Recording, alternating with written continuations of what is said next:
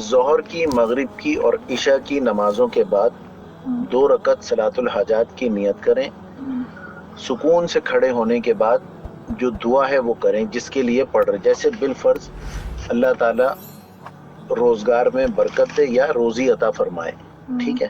اب یہاں پر اس کا تعلق ہے پیسے سے، تو روزی جو ہے اس کی دعا کریں. اس کے بعد پھر 2 رکعت صلاۃ الحاجات، اللہ اکبر، نارمل طریقے سے ثنا، تعوذ، تسمیہ اور سورہ فاتحہ. اس کے بعد بسم اللہ الرحمن الرحیم.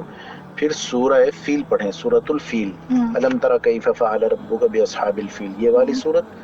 اگر یہ یاد نہ ہو تو سورہ کافرون پڑھیں 3 مرتبہ. سورہ فیل پڑھیں تو 1 مرتبہ، سورہ کافرون پڑھیں تو 3 مرتبہ، ہر دفعہ بسم اللہ الرحمن الرحیم. دوسری رکعت میں اور نارمل طریقے سے پھر نماز پڑھیں. دوسری رکعت میں اگر پہلی رکعت میں سورۃ الفیل پڑھی ہے تو دوسری رکعت میں سورہ کافرون 1 مرتبہ پڑھیں نارمل طریقے سے. ٹھیک ہے.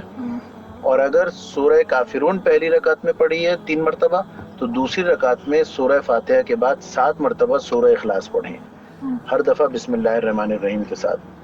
جب سلام پھیریں، سلام پھیرنے سے پہلے اب جیسے یہ رزق کے لیے کیے نا کہ اللہ برکت دے، اللہ تعالیٰ برکت دے اور رزق میں اور روزگار کی نیت سے پڑھی ہے، تو پھر یہ دعا کریں کہ اللہم مالک الملک تؤتی الملک من تشاء وتنزع الملک ممن تشاء سے لے کے بغیر حساب تک سورہ آل عمران کی آیت نمبر 26-27. اگر یہ یاد نہ ہو تو پھر سورہ شورا کی 25ویں پارے میں آیت نمبر 19، اللہ لطیف بعبادہ یرزق من یشاء وہو القوی العزیز. یہ کثرت سے جتنی مرتبہ پڑھ سکیں آرام سے پڑھیں، پڑھ کے سلام پھیر لیں. اور تیسرا کلمہ جتنی مرتبہ پڑھ سکیں پڑھیں. اس کے بعد یہ والی جو اللہ لطیف بعبادہ اگر پڑھی ہے وہ والی اس کو 21 مرتبہ پڑھیں. اور اگر اللہم مالک الملک پڑھی ہے سلام پھیرنے سے پہلے تو 7 مرتبہ وہ پڑھیں. پڑھنے کے بعد اور پھر دعا کر لیں.